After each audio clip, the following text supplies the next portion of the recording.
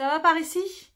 Avant tout, bonne année 2024, qu'elle soit pleine de santé évidemment et surtout de make-up, de joie, de fun.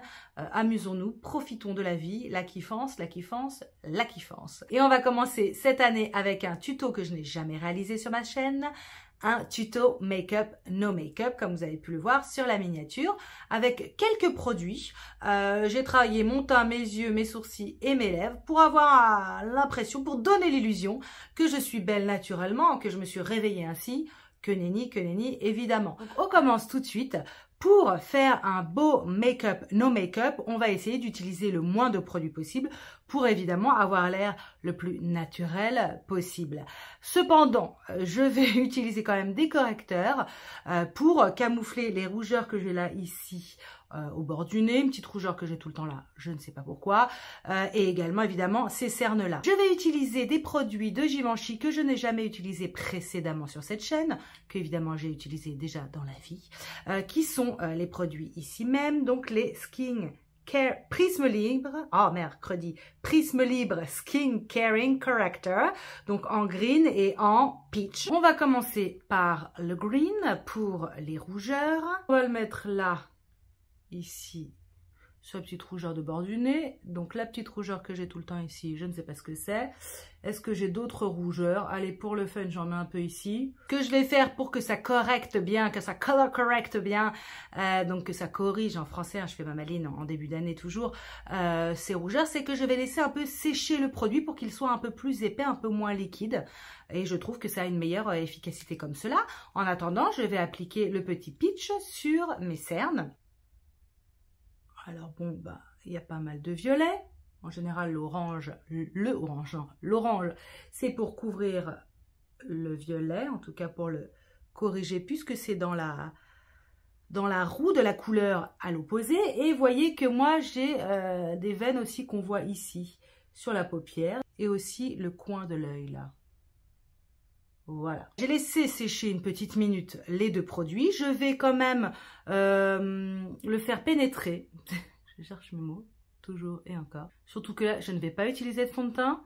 Donc, on va essayer quand même d'avoir une application légère.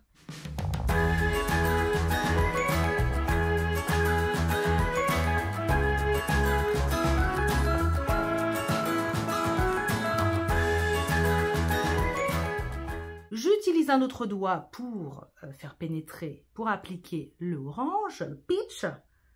Donc pareil, je presse gentiment, mais je laisse évidemment de la couleur, sinon ça n'a aucun intérêt. Voilà, je presse, je presse. J'essaye de ne pas en mettre partout sur les paupières pour justement qu'il n'y ait pas trop de matière et donc que l'illusion du make-up no make-up soit parfaite. Si on veut un effet le plus naturel possible, on essaye d'avoir les couches les plus fines de produits possible aussi. Prochaine étape, comme je vous l'ai déjà un peu spoilé, pas de fond de teint, parce que évidemment j'ai la chance d'avoir une peau plutôt jolie et qui n'a pas besoin de beaucoup de correction. Mais évidemment, si vous avez une peau un petit peu plus compliquée, un peu plus à problème, un peu plus avec des imperfections comme on dit, vous pouvez évidemment prendre un fond de teint, mais je vous conseille évidemment le fond de teint le plus fin possible, le plus satiné, avec un rendu le plus glowy et le plus naturel possible, pas trop mat évidemment, parce que là sinon ce n'est plus un effet désiré, à savoir un make-up no make-up. L'idée ici c'est de jouer avec l'anti-cerne pour que le teint soit unifié au moins au niveau de la couleur. Je vais utiliser quel anti-cerne? Je vais utiliser celui de ELF, le Hydrating Camo Concealer Satin Finish. Et la teinte, c'est Fair Warm. Donc, je l'utilise comme ça. Hein, je prends l'embout classique. J'en mets donc là où j'ai mis de la couleur pour qu'on ne voit plus le orange ni le vert. Où est mon petit bouton là? Ici. Ici, c'est toujours un peu plus foncé. Je préfère appliquer le concealer avec ce pinceau-là. C'est un pinceau de Givenchy, mais un petit peu biseauté comme ça et assez dense. Là, c'est fastoche. On applique l'anti-cerne. Donc, vous voyez que c'est make-up no make-up, mais que j'en ai mis quand même une bonne quantité. Parce qu'évidemment, moi, c'est une zone, les yeux, que je cherche à camoufler le plus possible. Voilà. Et il est quand même assez épais, mais se travaille plutôt bien. Et puis, de toute manière, le fait de rien mettre sur certaines zones du visage, ça va compenser le fait qu'ici, ce soit bien camouflé. Parce que pour moi, vous voyez, on verra toujours mes taches de rousseur. Si vous n'avez pas beaucoup de cernes, vous pouvez aller directement avec l'éponge. Donc, je vais utiliser tout de suite l'éponge pour absorber l'excédent de produit, donc de concealer là, d'anti-cerne. Et puis évidemment pour que le produit pénètre bien la peau et qui a rendu vraiment natural, n'est-ce pas? Ça fait 18 fois que je le dis. A priori, vous avez compris. Vous pouvez également passer l'éponge avec un côté que vous n'avez pas encore utilisé sur le bord de là où vous avez mis l'anti-cerne pour que la transition entre la peau nue et la peau où il y avait l'anti-cerne soit plus dégradée, plus la transition soit meilleure. On s'arrête ici, même si moi je trouve qu'on voit encore un peu mes cernes, mais enfin c'est le but. Le but c'est de camoufler sans trop camoufler pour qu'on ait l'impression d'avoir no make-up on the face, you know. Prochaine étape, j'aime quand même poudrer un peu le visage même quand je fais un make-up no make-up parce que j'ai quand même pas envie de me retrouver avec la peau qui brille, même si moi j'ai de la chance, encore une fois, je ne brille pas trop. Pour ça, je vais utiliser une poudre satinée, donc pas une poudre mate, mais une poudre satinée, toujours pour rechercher ce naturel absolu. Et donc, la poudre que je vais utiliser fait partie de la palette Hourglass, ici même, la Ambient Lighting Edit en Universe. Et donc, la poudre que je vais utiliser, c'est la Finishing Powder, ici même, vous voyez. Donc, j'en prélève un peu. Et après, je le mets juste sur ma zone T. Pour éviter de briller. Et également là, où j'ai mis de l'anti-cerne pour fixer un peu quand même l'anti-cerne. Prochaine étape, normalement, du maquillage, c'est le bronzer et le blush. Je vais le faire, je vais mettre du bronzer et du blush, mais je vais rechercher un bronzer et un blush satiné pour qu'il y ait toujours cet effet vraiment peau nue, cet effet naturel. Donc, je vais utiliser les produits de cette palette. Le bronzer est ici même, que je ne me trompe pas, oui, c'est celui-là. Donc, j'en prélève un petit peu et j'en mets vraiment un tout petit peu ici, là, sur l'os malaire et un tout petit peu aussi sur le front pour avoir l'air un peu plus vivante, en légèreté, pour avoir un petit côté bonne mine. Je reprends le pinceau que j'ai utilisé pour la poudre de la zone T et je leur passe ici sous l'os malaire pour qu'il n'y ait pas une barre, pour que ça fasse vraiment une transition à dégradé naturelle. Donc, il y a deux blushs dans cette palette. Je vais utiliser celui qui est un peu plus mauve. Pareil, je le pose en légèreté. Parce que naturellement, en tout cas moi, j'ai pas vraiment les joues colorées. On n'en fait pas trop, mais on veut quand même paraître un peu vivante. Donc, si on se maquille, c'est pour avoir l'air quand même agréable. Non, l'air... d'avoir une bonne mine, quoi. Parce que sinon, on fait rien. On va quand même travailler un peu les yeux.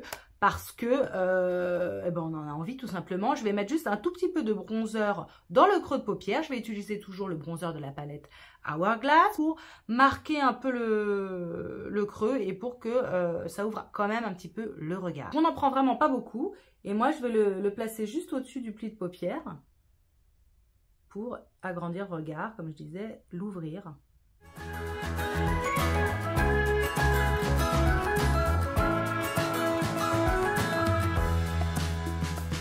Je prends un pinceau un peu plus fin et je vais passer quand même le bronzer sur le bord ici de l'œil, le bord du ras de cils, c'est comme ça qu'on dit en français, pour encore une fois marquer l'ombre et agrandir le regard, que ça fasse un regard un peu plus défini aussi, tout en évidemment n'en faisant pas trop.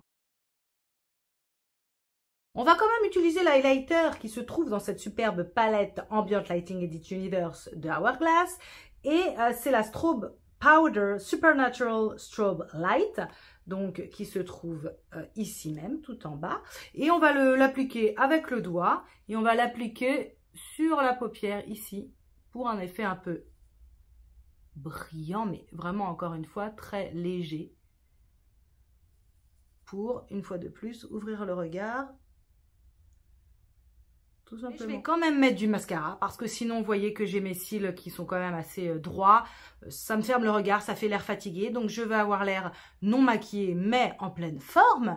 Donc pour ça, je vais me recourber les cils mais surtout je vais utiliser un mascara que d'habitude j'aime moyennement parce que quand je me maquille beaucoup les yeux, j'ai envie que le mascara il soit très noir, très volumateur, très waouh.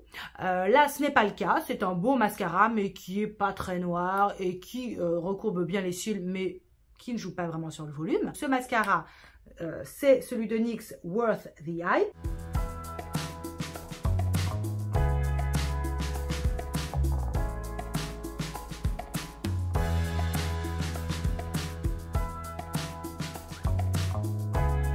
On en met aussi en bas évidemment pour ouvrir un peu plus le regard. Si vous n'aimez pas, n'en mettez pas. Ça fera encore plus naturel évidemment. J'ai vraiment eu la main légère, constaté que ça m'ouvre les yeux, mais enfin c'est quand même très discret. Prochaine étape, les sourcils. Si vous avez des sourcils vraiment bien fournis, bien dessinés, mettez juste un petit mascara et c'est réglé. Un petit mascara transparent ou légèrement coloré. Moi, vous voyez que j'ai quand même des sourcils fins. Là, c'est assez rempli. Là, il n'y a pas grand-chose. Je vais utiliser d'abord un crayon de la marque Etude House que j'ai acheté sur le site YesStyle. Et c'est le... ça s'appelle Drawing Eyebrow Slim et la couleur c'est Neutral Brown. On va l'utiliser surtout en queue de sourcil pour épaissir un peu, pour que ce soit plus cohérent parce qu'ici c'est plus épais qu'ici. On essaye de corriger la nature en toute discrétion. Je vais également remplir un petit peu la tête mais léger parce qu'il faut que ce soit le plus naturel possible, j'ai déjà dit. Et je vais combler un petit peu les trous. Mais vraiment léger. Et je vais sans cesse brosser ces sourcils pour que le crayon que je pose soit le moins visible possible. Voilà. Vraiment, je dépasse pas trop des poils. Quitte à ce que ça ne soit pas parfait. Hein. Parce que là, l'idée, c'est pas d'avoir un maquillage parfait. C'est juste de tricher. On va juste fixer les poils, parce que moi en plus ils ont tendance à toujours aller vers le bas, avec un petit mascara. Donc c'est le Brow Drama de Maybelline et la couleur est Medium Brown. Et vous voyez, je les brosse légèrement en appuyant à peine vers le haut, parce que les poils sont assez longs. Voilà, mais léger, hein, pour qu'il n'y ait pas trop de couleur. Dernière étape, les lèvres. Donc moi j'aime bien mettre un contour des lèvres quand même pour plus dessiner le bord de mes lèvres, que ce soit bien net, j'aime bien. Évidemment, si vous n'avez pas envie, ne le faites pas. Le but étant évidemment de trouver une couleur qui se rapproche le plus possible de votre couleur naturelle de vos lèvres. Moi c'est un côté un peu mauve quand même, je trouve, mes lèvres. Le crayon que je vais utiliser c'est le Givenchy, celui que j'adore, c'est le Palm Silhouette.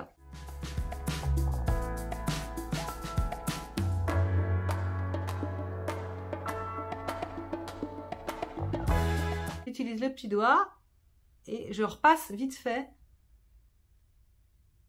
sur les bords juste pour comment dirais-je, estomper. Dernier produit lèvres que je vais utiliser, c'est un produit satiné, toujours dans la recherche de ressembler le plus possible à ce que la nature nous a donné. Le produit que je vais utiliser, mais ça peut être n'importe quel rouge à lèvres de votre collection qui a un fini satiné, ou un fini en tout cas ni glossy ni mat, donc un rouge à lèvres classique. Et moi celui que je vais utiliser c'est le Sisley Phyto Lip Twist numéro 15. Voilà, donc ça se présente comme ça, hein, un gros crayon. Et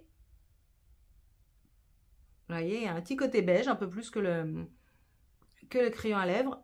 Et vraiment, j'en ai pas beaucoup du tout, beaucoup du tout. Voilà, je pince les lèvres pour bien l'étaler. Et point trop, non, faux, je m'arrête là. Donc voilà le résultat final. Moi je trouve que j'ai l'air encore un peu claqué. Bon, on n'est jamais satisfait de ce que la nature nous offre. Mais enfin, je vois toujours mes cernes, mais bon bah ça va dans le sens de cette vidéo, de ce maquillage.